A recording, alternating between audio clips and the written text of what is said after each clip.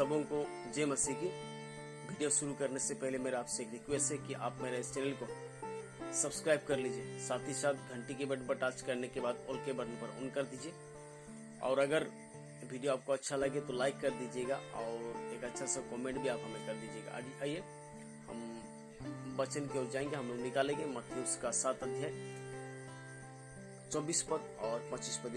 इस प्रकार लिखा है, जो कोई मेरी बातें सुनकर उन्हें मानता है वो उस बुद्धिमान मनुष्य के समान है जिसने अपना घर चट्टान पर बनाया। और मैं वर्षा और बाढ़ आई, अंधिया चली, उस घर से टकराई, फिर भी वो नहीं गिरा क्योंकि उसकी नींव चट्टान पर गड़ी गई थी। जी हाँ मेरे प्रिय, हमें एक बातों को जानना है, प्रभु यीशु मसीह एक सच्चा चट्टान है और मजबूत चट्टान है जिसके ऊपर कोई भी अपना घर को गढ़ता है वो हिलने वाला नहीं है।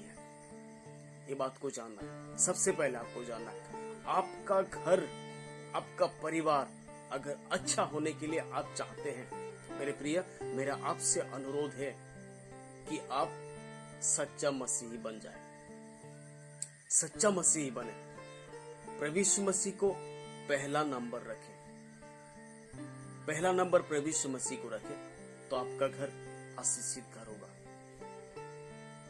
मेरे प्रिय, एक आशीषित परिवार होने के लिए, एक आशीषित घर होने के लिए, सुख शांति का घर होने के लिए हमारा परिवार में पति पत्नी का प्रेम बहुत ज्यादा महत्व रखता है, बहुत ज्यादा महत्व रखता है।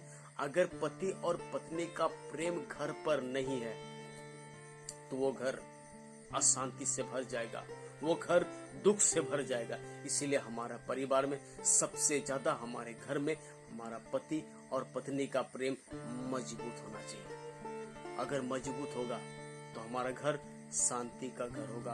हम लोग एक साथ बैठ के प्रार्थना कर सकेंगे तो उस घर में पति और पत्नी का प्रेम सबसे ज्यादा होना चाहिए। मैं एक छोटा सा हिस्ट्री बताऊंगा। एक बार क्या हुआ, एक प्रभु का दास अपने घर पर बैठ के वो कुछ किताब पढ़ रहा था। उसी समय उसे फोन आता है एक आदमी का और वो बताता है, सर मैं बहुत बड़े परिस्थिति पर हूँ क्योंकि मेरे पत्नी मुझसे बहुत ज्यादा दुखी है, नाराज है। तो प्रभु का दास कहता है, आप लोग एक काम करिए, आने वाले कल आप मेरे घर पर आ जाइए, मैं आप दोनों से बातचीत करूंगा। मेरे प्रिय, प्रभु का दास उन लोगों को बुलाता है। कई घंटे बात करने के बाद, कई घंटे, मेरे प्रिय, कई घंटे का मतलब होता है 3-4 घंटे तक लगातार पति पत्नी से बातचीत करने के बाद उस प्रभु का दास को पता चला इन लोगों का शादी ब्याह तो 12 साल हो चुका है, शादी होकर 12 साल हो चुका है। ये 12 साल में उसके परिवार टूटकर खत्म हो गया है। इन लोगों का शादी का संबंध कब का खत्म हो चुका है। इन लोगों का शादी का संबंध जो था वो पूरा खत्म हो चुका था। मेरे प्रिय, वो प्रभु का दास बहुत चिंता में पड़ जाता है। उन लोगों से बातचीत करता है। पत्नी कहता है, सर आपको जो भी कहना है आप कहिए, लेकिन मैं इस मर्द के साथ नहीं रहूंगा क्योंकि इसने मेरा जीवन को नरक में बदल डाला है, नरक में बदल डाला है। मेरे प्रिय, सोच कर देखिए वो पत्नी के दिल पर कितना बड़ा धक्का पहुंचा था, कितना दुख था उसके दिल में इस बातों को लेकर कि उसका पति उसे इतना दुख दिया था जिसके कारण उसका पत्नी का दिल टूट चुका था। मेरे प्रिय, जो पत्नी आप पर भरोसा करके आपके घर पर आती है, अपना माँ पापा, अपना परिवार सबको छोड़कर, जिस परिवार में वो बचपन से बड़ा होती है और आपके साथ अपना जीवन को बिताने के लिए आपके साथ आती है, और आप लोग, हम मर्द लोग क्या करते हैं, अपने पत्नी को गुलाम की तरह खटाते हैं, एक गुलाम की तरह उससे काम करवाते हैं। तो मेरे प्रिय, मैं आपसे ये नहीं कहूंगा कि आप अपना पत्नी का नौकर बन जाए, लेकिन अपने पत्नी को आप सम्मान दें। मेरे प्रिय, बाइबल बताता है पत्नी को दुर्बल पात्र जानकर उसे सम्मान देना चाहिए।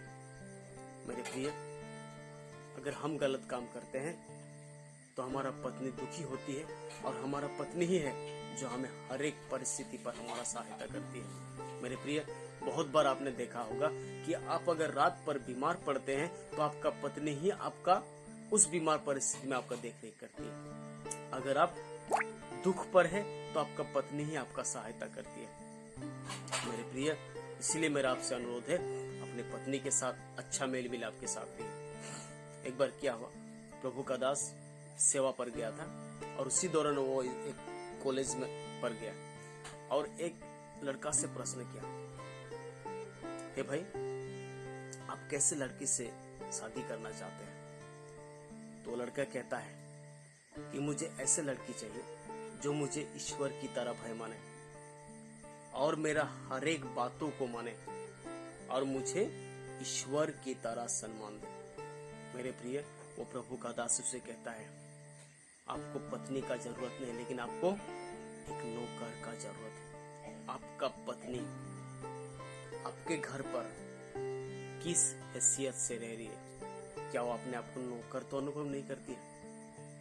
मेरे प्रिय, अपने पत्नी की ओर ध्यान रखें, अपने पत्नी को प्यार करें, क्योंकि वही है, उसी को लाइफ पार्टनर कहा जाता है, जीवन साथी कहा जाता है। बाकी और किसी को भी जीवन साथी नहीं कहा जाता है, लेकिन आपके पत्नी को ही जीवन साथी कहा जाता है।